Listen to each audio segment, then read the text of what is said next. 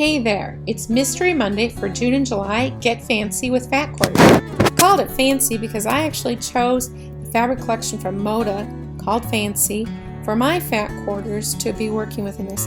I chose to make a baby quilt, and so I went and I pulled out of this really bright, happy collection. I've got some terrific bright blues in here.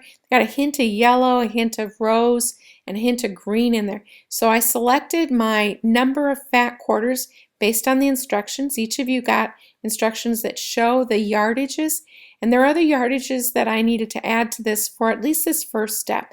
So I've added a background, a light background, and I've added what's called a dark accent, but I made it a bright green. Rather than dark, I chose something with a high contrast. I know that's going to work out really, really well for this. So I've got my yardage for my light background and my dark accent and my fat quarters.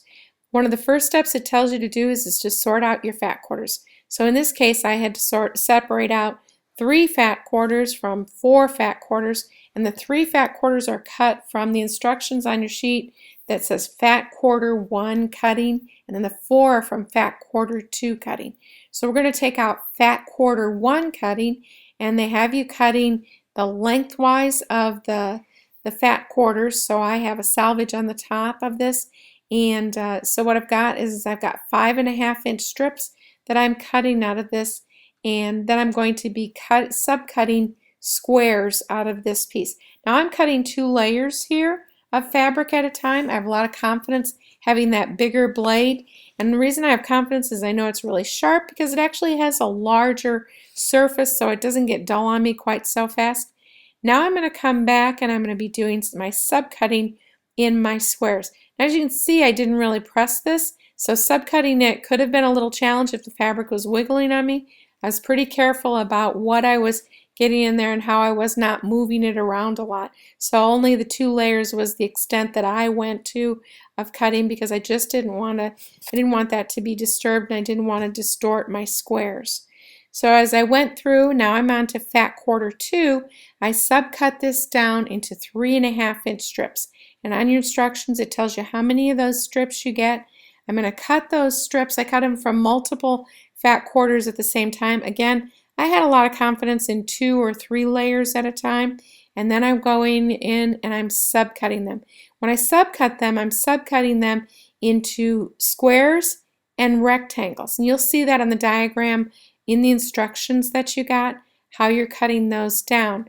And when I'm going to be putting these together, I'm going to be keeping them together by color. In other words, I'm going to have 2 squares put with 2 rectangles, and of that group of 4, they're going to match colors. Now when I did this out of the baby size, I really only had 4 fat quarters that I used for fat quarter 2, and so I only have 4 color combinations. So those sets that I built are sets of 4, which are 2 rectangles, 2 squares.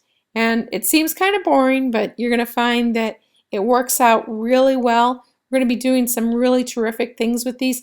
Not this time, but next time we're going to be exploring how it's going to mix it up a lot more than what you might be concerned about when you see these first base blocks. So what I've done here is I've lined up my 4 colorways. They're in stacks of 4, 2 rectangles, 2 squares. And I just stacked them up like that. That's actually how I'm going to be using them, is in a set of 4. And when you look at your instructions, you're going to see the quantity of units of this that you're going to be cutting and how many you're going to be getting out of every fat quarter. Now I went and I pulled my dark accent. When I cut this dark accent, I cut the strip, and for the baby one I only needed 1 strip. So what I like to do is I like to cut one side of this strip, and then I like to turn it around and then trim off that edge. I really think this saves fabric, and I think it makes it more square. So I went in and I then subcut this into the squares according to the instructions, and for the baby one I only needed 10 of these squares, and I used my little square ruler. It's easier in my hand, it's smaller, gives me a more accurate cut. Use squares for squares and rectangles for strip cutters. That's what they're designed for. Now my next cutting was cutting my light background. Now in this case the instructions tell you to cut this into 2.5-inch strips. I opted instead to cut it into the 9.5-inch and the 5.5-inch strip. Then what I'm going to do is I'm going to go back and I'm going to subcut that into 2.5-inch strips. I feel there's less waste doing it this way, Now you can see on this one I've got the 5.5 inch stacked up on top of the 9.5 inch. I went ahead and cut wider than 2.5 inches, so I'm not cutting that selvage off first. And the reason that I do this is I think you lose the squareness of your cut when you first straighten up that first edge. So now what I've done is I've flipped that over, I've turned it around, and then I cut off the selvage. Less waste, more nice and square piece. So again, I've got these pieces stacked up on this. My next cut I'm going to be making is normally going to be a 2.5 inch. But what I like to do is I like taking my ruler and I walk over to 5 inches instead. Because 5, if I take that and I split it in half, I've got 2.5 inches. So my first cut is I'm going to cut it at 5 inches. Then I'm going to slide the ruler over so I'm not moving my fabric around, but I'm sliding it onto the space that I haven't cut yet. And now I'm going to go ahead and I'm going to cut it at 2.5 inches. That's typically how I cut all 2.5 inch strips, how I cut all smaller strips, is I cut the widest width I can and then I back it off. That way I don't have to reposition my ruler every single time. It's just kind of a slick little tip that I found that really helps me to keep going. Now what I'm going to do is I'm going to take that dark accent fabric. I'm going to lay out some of my blocks so you can see what I've done. I'm actually going to pick up from the dark accent and I'm going to pick up those sets of 4 of my prints, my 2 rectangles and 2 squares. And they're going to actually pair up with this dark accent center. And then I'm going to be sewing on to the top one of the squares.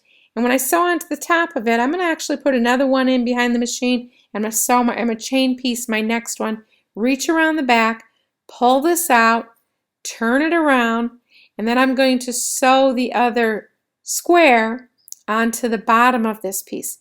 Now when I work like this and I sew the top and the bottom, I have a couple of them, maybe 3 or 4 going through the machine, because I have a habit of ending up picking up too many pieces, and then I end up running out of my centers, and then I have to unsew. You know, your favorite thing to do.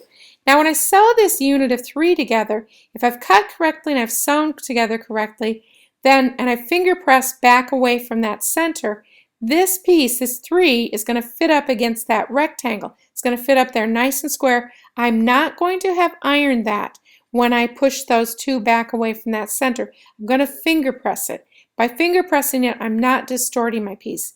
Then I go back to the sewing machine and I'm going to sew on my other side of this. So that's how I'm going to keep working around this. And so when I sew these into the squares, they're going to be 9.5 inch finish, or 9.5 inch raw from edge to edge. And so this is square B that I'm making. Now I'm going to lay out square A. When I have square A, I've got that center in there, and now I'm going to be coming in here and I'm going to be putting light fabrics around this. And so I've got my center pieces, I've got my 5.5 inch strips, and I've got my 9.5 inch strips. And I'm going to add my 5.5 inch strip to the top of this piece and to the bottom of this piece. And as you can see with this is I'm going to do the same thing as what I did on the last piece, is I'm actually going to be pressing away from the center of these print squares. So these are the center pieces of square A. So now I'm adding 1 rectangle to the top or the bottom, and I'm going to be sewing that on. I'm going to press it away from the center. Away from the center. I'm going to finger press it. I'm not going to iron it because I don't want to distort this piece. And then what I'm going to do is I'm going to turn it around and I'm going to add my other rectangle to the other side. And so then I'm going to press away from the center. Now I'm going to be taking my 9.5 inch strips and I'm going to be adding it to the left and the right of this. You'll see how many units you need to make of this in your instructions. This is square A, and then I'm going to be putting it on there. Now it looks longer, of course, than what it's supposed to be because this picture is the layout. This is not the sewing dimensions. So then I'm going to be showing you what it looks like once we have this block sewn out. And so when we're sewing these blocks, we only have block A and block B. That's all you've got to get done this month is those units. So the cutting actually seems a little bit harder, but it's pretty easy stuff. You just have 2 blocks to get done this month.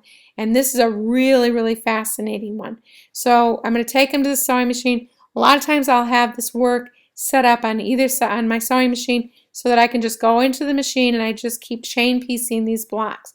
So this shows you that block sewn together from the right side. You can see a little bit of a shadow where I press the seams away from the center of this. And when I did that is I'm going to finger press it even if I'm doing that long piece. I don't actually iron this until I'm done with this block. And so you can see from the back of it, that's finger pressed out there. That way it keeps it from over distorting it when I iron it. Sometimes I press a crease in there, sometimes I stretch it. So I like to do the finger pressing first because then that gets everything set to where it needs to be. I am going to request that you press this with a dry iron when you're done with it. So when you get your whole stack, don't stack them up on top of each other and do your ironing, but you're just going to dry iron press this whole thing so that you don't distort it. And when I say iron, I mean press. I don't mean press and push, because the more you push, the more that you're going to get this out of shape. So this is your other square. This shows with the prints around that center piece. And we've got that. We're going to do the same thing as what we did before. We finger press towards away from the center piece. And then we're not going to dry iron it until we have the whole thing together and the whole stack of them together. And so we're going to push these pieces in there. You can see on this one, this is the back of it. Nice, crisp looking seams. Actually, this photograph shows it not ironed, but actually just finger pressed. So you're just going to be making square A and square B, and you're going to have these units according to the number that it shows on the chart that you have in there. Do me a favor, send me your pictures of what you've done. I'm anxious to see it. It's a good idea to stay ahead of these assignments. We will be back next week for step 2 and the following week for step 3. Finish up those squares. They're pretty easy to do. Bye.